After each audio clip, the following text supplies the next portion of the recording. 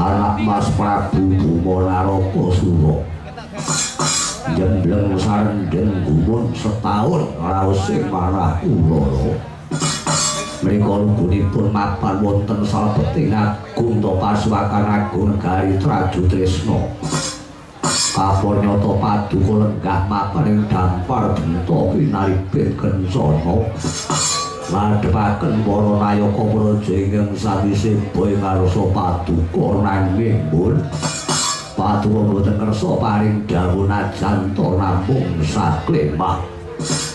Rai kula titip priksa saengga cemeng wadana tepung ing wimba paduka dalah kados dene paduka Kanjeng Sinuhun anak Prabu Boma mrika nedheng nandhang Sungkawa.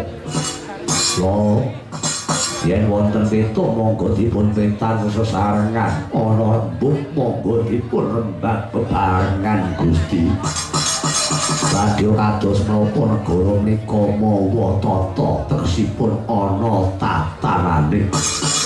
Ana ratu Gustine ana patihe ana tumenggunge ana adipatine ana senopatine ana prajurite lho.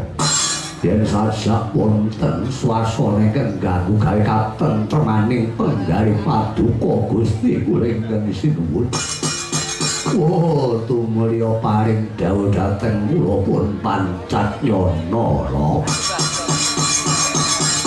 Sebab badhe kados menapa kula minangka jejering adi minangka jejering pepatih utawi waraka rata menika sampun paduka sumpah sadèrèngipun yen to urip kula sak wetah kula gesange pancatnyana sak wutuhe amung kula sugataken kangge kamulyan paduka Gusti kula ingkang sinuwun Prabu Bumonarapa Sura pancatnyana Paman pancatnyana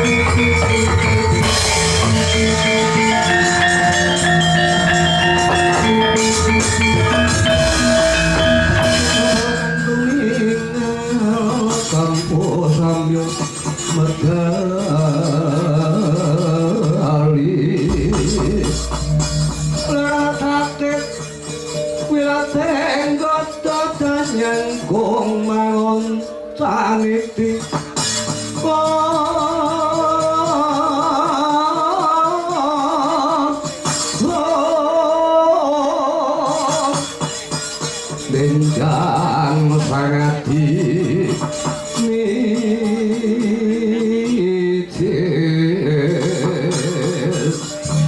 Latinyo Mataliwupon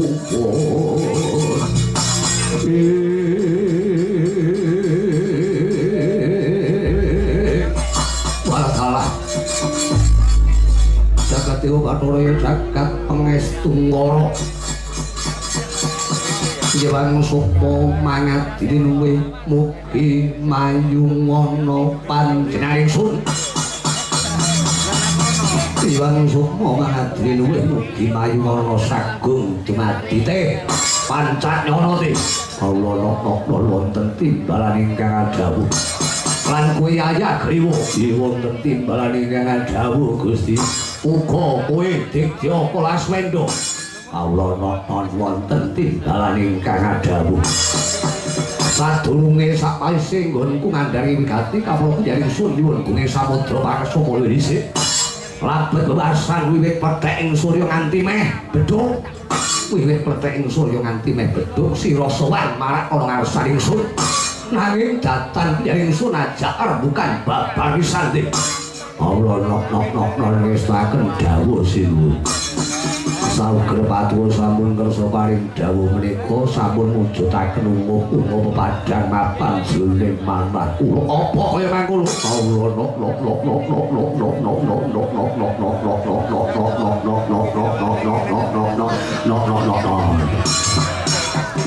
kowe kok kanok iki Ila tuwa niku nggih ngeten iki kajeng kula ring niku kaya angel muni kawula nok-nok ngoten kok ilate kok munyer terus kedel terus muni kawula nok Aja kucek boten menika kasunyatan wong tuwa niki kaya ngeten iki kula niku mangan candhe niku kaya bal-balan ning jero lambe niku ngiwa nengen ajeng kula klethak wong siung kula niku klethek kabeh Iya, ajeng kados pundi sirune pancanyana. Ora ana kang tak rembug, ora ana kang tak gagas, ora ana kang sun penggalih. Ya mung kapore nyata pancen sing diarani negara Trajutresna utawa Surateleng kene iki. Kegolong negara ingkang ayem tur ya ayo. Ya. Kegolong negara ingkang ayem tur ya ayo. Kegolong negara ageng tur ya agung uga kena diarani negara ingkang subur makmur gemah mripah loh jinawi karta tata hasud. Ya wae yen ora tamat-tamatke udakara wis ana 3,5 candra. 3 sasi setengah. Watarana salah suwijining wewengkon negara Trajutresna sing diarani ning Kadipaten Tunggarana. Ya kuwi Adipati Kahana. Ora katon sowan ana negara Trajutresna pinuju mendhak dina Pasukan Agung. Ndak itu wis ana 3 candra setengah dikse 3 sasi mundur. Kahana wong Tunggarana ora sibuk. Mula tuwa rasa ana jroning pitakon mapan penggalih ingsun. Engko aja-aja Adipati Kahana kena diarani ngiwa penggalih. Apa kowe ora krungu pawarta? Apa nyawa to miturut mbok batul sinambi wara-wara sinambi lidah binenuwe karna miturut para manggaling sandi ing tak utus. Meter-meter jalak paningal mapan kiwa tengening Kadipaten Tunggarana. Saperangan wong Tunggarana kaya-kaya surat teluk marang Trajutresna ning asok glondong pengarengan asok wujuding bulu bekti marang pringgondani Pancanyana. Wah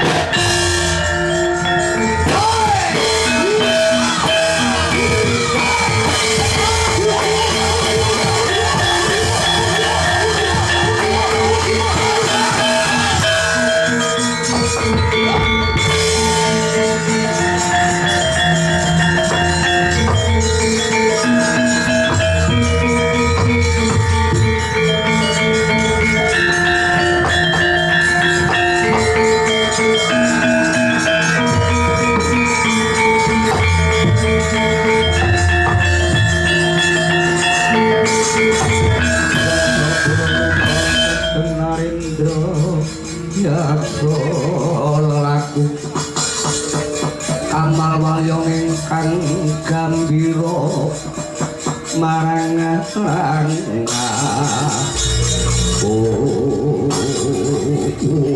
dalan sinuwun ya to pancen diarani pekabaran ing Paduka Tampi palapuran saking manggaling sandi menika bener-bener estu kalamuntu adipati Kahana ingkang mapan wonten Tunggarana kok ngantos mingerke blatik kok nganti ora teluk marang kepada Paduka Ratu Trajutresna malah malih paningalih lah kok asok glondong pengareng-areng marang wong Pringgondani. Oh niki kriwikan dadi grojokan wasan kaya dene wong Tunggarana kae gawe lelakon kaya dene emprit ingkang abebuntut bedhug. Wong Trajutresna boten badhe mendel kewala.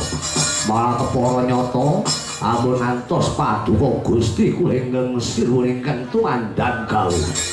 Paduka cekap lenggah ingkang prayoga wonten ing dampar Kencana Trajutresna. Kapura dinten samangke kula ingkang badhe nitih mriksa. Kula purkane wonten Kadipaten utawa mapan ing Tunggarana.